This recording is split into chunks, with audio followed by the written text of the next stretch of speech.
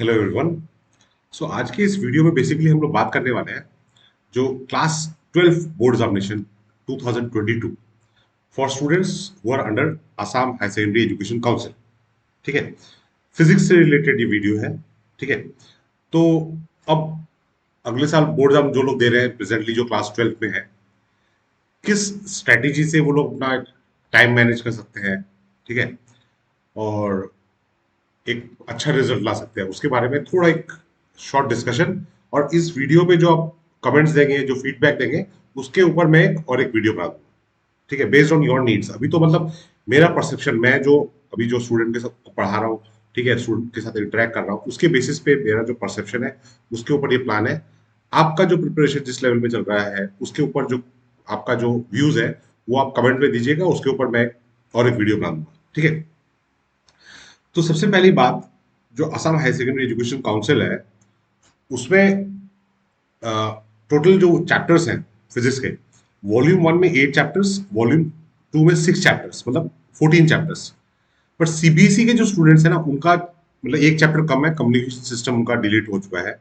ठीक है, तो टोटली हमारे पास हो गए 14 चैप्टर्स।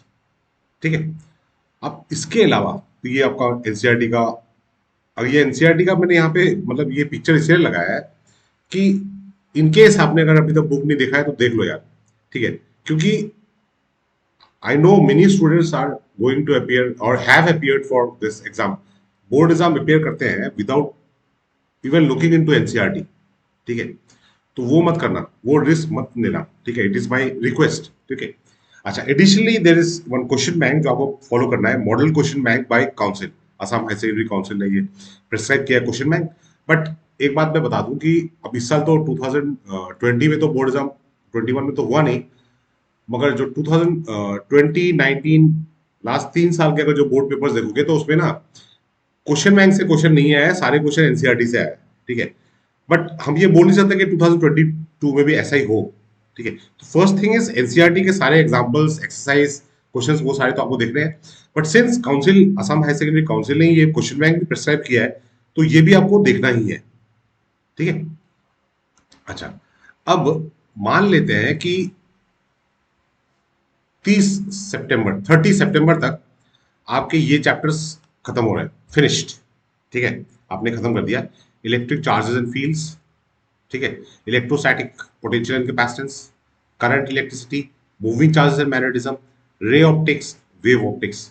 ये आप लोगों को सपोज कर लो कि आपके स्कूल में आपके टीचर ने आपको पढ़ा दिया है, अच्छी तरह से पढ़ा दिया है, और आपने अच्छी तरह से पढ़ लिया है। ठीक है, इनकेस अगर नहीं पढ़ा है तो वो भी आप बताइएगा, तो उसके लिए मैं बताऊंगा कि क्या स्ट्रेटेजी है। ठीक है, बट मान लेते हैं कि इसमें से आपने ये 6 चैप्टर्स में से ज्यादातर चैप्टर आप लोगों ने पढ़े हैं। ठीक है, अब अक्टूबर में आपका आ गया दुर्गा पूजा। ठीक है, तो ऑब्वियसली यार पूजा में तो थोड़ा बहुत पूजा में घूमने का भी मन करेगा। ठीक है, तो मैं घूमने के लिए मना नहीं कर रहा हूँ, बट आप एक काम करो कि अक्टूबर 20 तक एक प्लान बना लो। ठीक है, अक्टूबर 20 तक, जिसमें revise and analyse, revise and analyse मतलब ये जो चैप्टर्स है, ये 6 चैप्टर, या आपने अगर 5 चैप्टर पढ़ा है तो ये 5 चैप्टर, 4 चैप्टर पढ़ा है तो 4 चैप्टर, उन चैप्टर्स को आपको रिवाइज करना है। नया कुछ मत पढ़ो, बस ये चैप्टर्स रिवाइज करो। ठीक है, और एनालाइज करो। एनालाइज क्या करना है कि जैसे आपने करंट इलेक्ट्रिसिटी पढ़ा, बट करंट इलेक्ट्रिसिटी में आपको कर्चफ रूल के, जो कर्चफ रूल यूज करके जो सर्किट्स के प्रॉब्लम है वो नहीं आ रहा है, सॉल्यूशन नहीं आ रहा है, तो आपने मार्क कर लिया कि मुझे मुझे मतलब कर्चफ रूल प्रैक्टिस करना है। ठीक है, ये मेरा वीक पॉइंट है, तो ये इसके ऊपर मुझे काम करना है। तो सिमिलरली आपने एक लिस्ट बना लिया कि ये आपके वीक पॉइंट्स हैं। ठीक है, तो उन वीक पॉइंट्स पे आपको काम करना है। ठीक है, ये चीज आपको अक्टूबर 20 के अंदर अंदर खत्म करना है। ठीक है, तो मतलब अक्टूबर में 20 दिन आपने दुर्गा पूजा एंजॉय किया और आपने ये किया, रिवाइज किया, एनालाइज किया।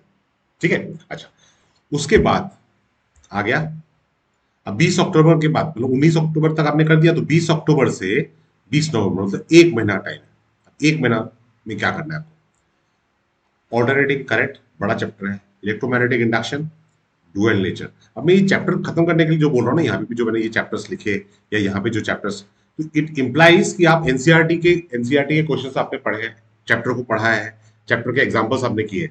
ठीक है, इट डज नॉट मीन कि आपने मतलब एस एल अरोड़ा पढ़ा है, प्रदीप पढ़ा है, संदीप पढ़ा है, रेफरेंस बुक का बात मैं बिल्कुल नहीं कर रहा हूँ। रेफरेंस बुक से आपके एग्जाम में क्वेश्चन आने भी नहीं वाले हैं। एक भी क्वेश्चन आपको एस एल अरोड़ा से नहीं आएगा, एक भी क्वेश्चन आपका प्रदीप से नहीं आएगा, ठीक है। क्वेश्चन आएगा आपका एनसीईआरटी से। हाँ, अब बोलोगे कि यार ये सब क्या बोल रहे हैं, एनसीईआरटी का तो सोल्यूशन आपको दिया हुआ है एस एल अरोड़ा में। हाँ, तो वो क्वेश्चन आप एस एल अरोड़ा पे आप सोल्यूशन पढ़िए, एस एल अरोड़ा में आप सोल्यूशन पढ़िए, प्रदीप में आप सोल्यूशन पढ़िए, सोल्यूशन कहीं से भी पढ़िए, ठीक है। बट सोल्यूशन न्यूमेरिकल्स के सोल्यूशन कॉपी करके आप कुछ नहीं सीख सकते हैं, ठीक है। आपको न्यूमेरिकल्स खुद प्रैक्टिस करना ही है, ठीक है। रेफर कर सकते हैं, मैं I am not saying those books are bad books, but don't be too dependent. मतलब सिर्फ सॉल्यूशन प्रैक्टिस करने से नहीं होगा, you should know the real concepts, क्यों वैसा हो रहा है, ठीक है। अच्छा, ये तो हो गया आपका नवंबर 20 तक का कहानी। नवंबर 20 तक आपने ये चैप्टर्स खत्म किए।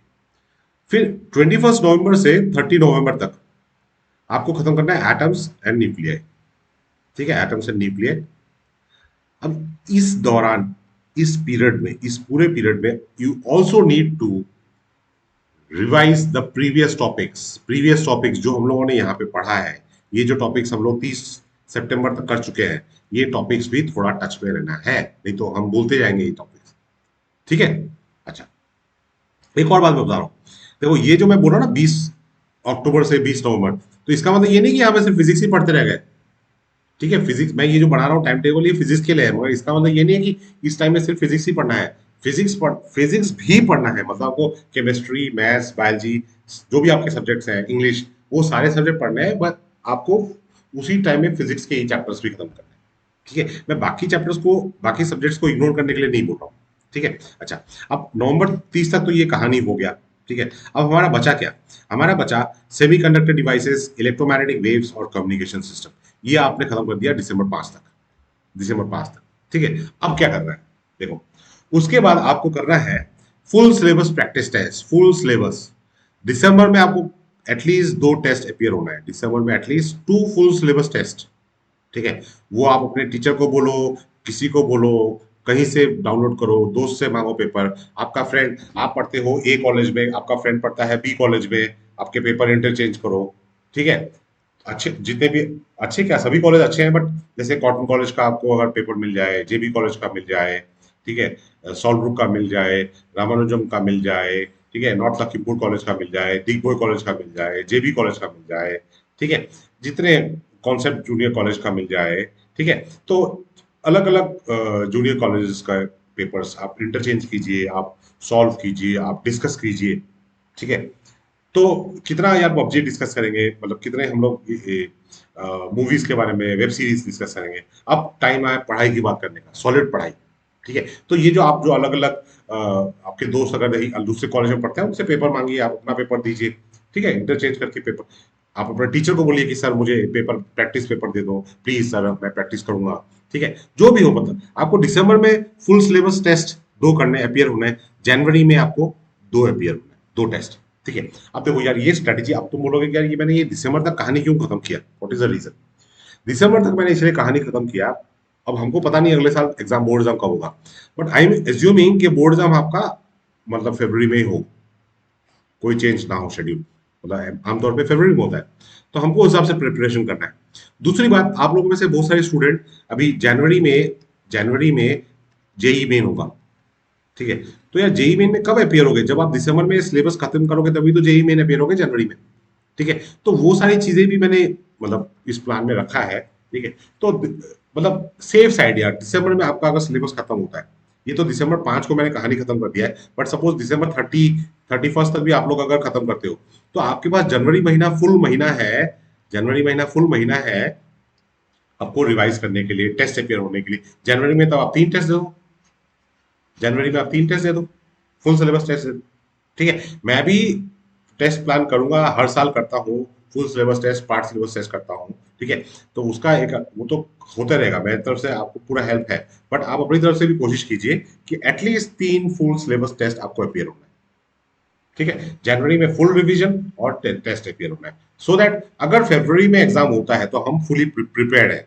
तो आप बोलोगे यार फरवरी में एग्जाम नहीं हुआ तो मार्च में हो गया तो क्या होगा?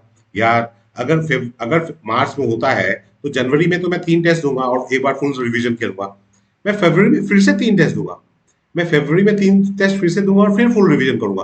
दो 2 टाइम्स ऑफ फुल रिवीजन, फिर मार्च में एग्जाम दोगे, ठीक है, कौन, मैं गारंटी देता हूं ऐसे पढ़ो, 65% पक्का है, नॉट 65%। मैं क्या लिख रहा हूँ, मैं कितना बड़ा पाप कर रहा हूँ, मैं पापी हो गया हूँ। 65 मार्क्स आउट ऑफ 70 गारंटेड है, 65 marks of 70 out of 70 guaranteed है। नहीं आया, यूट्यूब में बोल रहा हूँ, सबके सामने ये वीडियो बना रहा हूँ, अगर इस तरह से पढ़ा और 65 मार्क्स नहीं आया, मैं चैनल बंद कर दूंगा। ठीक है, मैं चैनल बंद कर दूंगा। आप बोलना कि सर आपने उस दिन बोला था आपके वीडियो में, ये वीडियो डिलीट नहीं होगा। आप बोलना कि आपने ये वीडियो बनाया था, आपने ये बोला था मेरे 64 मार्क्स आए, मैं चैनल डिलीट कर दूंगा। 65 मार्क्स से कम मार्क्स नहीं आएगा, आई चैलेंज। ठीक है, तो विद दिस कॉन्फिडेंस, मैं जिस कॉन्फिडेंस से बोल रहा हूँ, आप भी उसी कॉन्फिडेंस से अपना पढ़ाई स्टार्ट करो। ठीक है, ये जो मैंने ये टेंटेटिव शेड्यूल बनाया, ठीक है, ये चैप्टर इधर उधर आप हिला सकते हो। ठीक है, बट मैंने मतलब क्या किया, जैसे यहाँ पे मैंने 1 महीने का टाइम दिया है, 20 अक्टूबर से 20 नवंबर, तो थोड़ा चैप्टर, 2 चैप्टर मैंने बड़े चैप्टर ले लिए। ठीक है, 2 चैप्टर बड़े चैप्टर ले लिए। रिवीजन इज इंपॉर्टेंट, चैप्टर जैसे जैसे पढ़ते आ रहे हैं, रिवीजन पैरेलल करना है, बैकलॉग नहीं रखना है, बैकलॉग नहीं रखना है। ठीक है, टीचर ने जो चीज पढ़ाया है, वो चीज रेगुलर बेसिस पे आपको पढ़ना है। ठीक है, वो नहीं कि टीचर ने आज पढ़ाया, आप 1 महीने बाद पढ़ रहे हो, वैसे करने से ज्यादा टाइम लगता है, पढ़ने में ज्यादा टाइम लगता है। ठीक है, सो आपको हार्ड वर्क करना है, स्मार्ट वर्क करना है। ठीक है, और इस एग्जाम से प्रिपरेशन स्ट्रेटेजी रिलेटेड और भी आएंगे, कंटिन्यू होंगे, based on your feedbacks and comments. My best wishes, good luck.